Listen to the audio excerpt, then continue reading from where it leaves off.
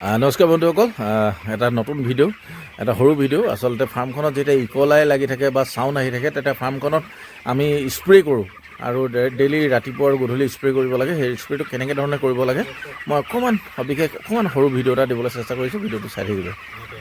এইটো প্ৰিচাইড, এইটো 15 লিটাৰ পানীত 150 ml প্ৰিচাইড লৈ ল'বা আৰু এনেকৈ কৰি পিনি পালখন পেলাই পিনি স্প্ৰে' কৰিবা দেই। নমস্কাৰ বন্ধুসকল, যেতিয়া ফাৰ্মখনত ইকলাই হয় বা চাউণ্ড আহি থাকে, মুৰ্গীটো অলপ চিয়াৰডি যিটো লাইক চাউণ্ড এটা আহি থাকে খেক খেককৈ, তো তেতিয়া ফাৰ্মখনত এনেকৈ ধৰণে পালখিনি পেলাই ল'ব লাগিব।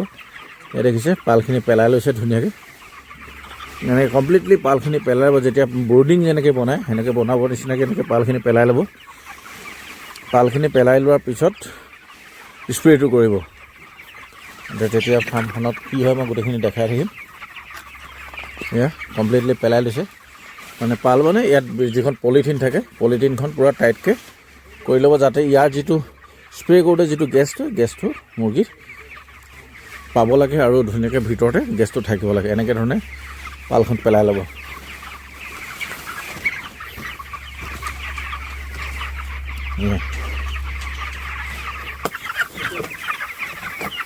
আৰু এতিয়া মই স্প্ৰে'টো কৰা দেখাব লাগিছোঁ।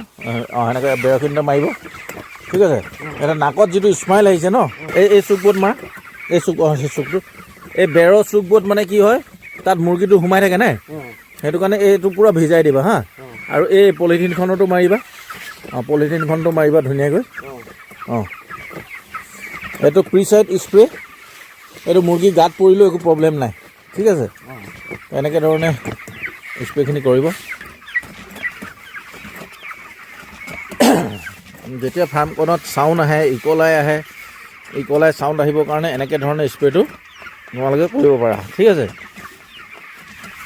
বিশেষকৈ মুৰ্গীখিনি এই চুককেইটাত সোমাই থাকে ন বেৰৰ, এই চুকখিনি ধুনীয়াকৈ পূৰা ভিজাই দিবা হা।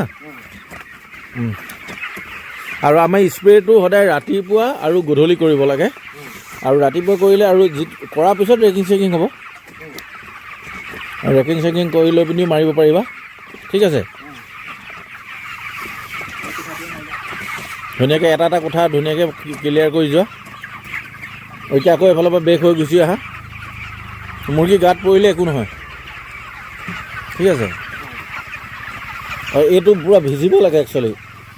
আমাৰ এটা ৰং কনচেপ্ট আছে যে বেছিকৈ স্প্ৰে' কৰিলে মানে আমাৰ ফলিয়াখিনি বেয়া হৈ যাব নেকি, সেইটো নহয় কিন্তু হা।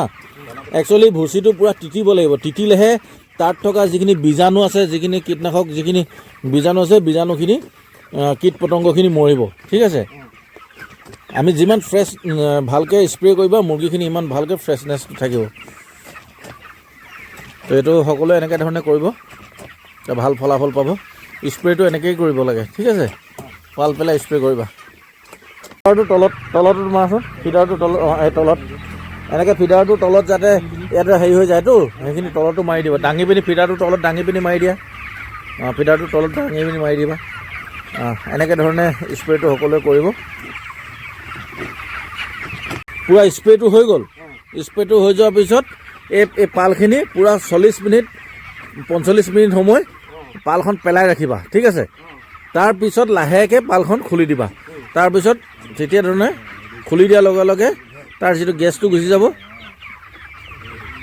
ফাৰ্মখনত মই কেনেকৈ ধৰণে স্প্ৰে' কৰিব লাগে মই দেখালোঁ। আৰু যেতিয়া স্প্ৰে' কৰিব আপোনালোকে, স্প্ৰে' কৰাৰ পিছত এই যিখন পলিথিনখন, এই পলিথিনখন আপোনালোকে 40 মিনিটৰ পৰা 45 মিনিট আপোনালোকে এনেকৈ ধৰণে পেলাই ৰাখিব, যাতে ইয়াত যিটো স্প্ৰে' কৰিলোঁ তাৰ যিটো গেছটো ধুনীয়াকৈ থাকে। আৰু ইয়াৰ মুৰ্গীটো যেতিয়া নাকত লাগিব বা ভালকৈ থাকিব, তেতিয়া ফ্ৰেছনেছ এটা আহিব মুৰ্গীখিনি আৰু ডিজিজ ফ্ৰী হ'ব। সেইটো কাৰণে আপোনালোকে স্প্ৰে'টো এনেকৈ ধৰণে কৰিব বুলি মই আশা কৰিলোঁ। এয়াই থুলমূল এটা সৰু ভিডিঅ' আপোনালোকৰ মাজলৈ আগবঢ়ালোঁ। যদি ভিডিঅ'টো চাই কেনেকুৱা পালে জনাব। ধন্যবাদ।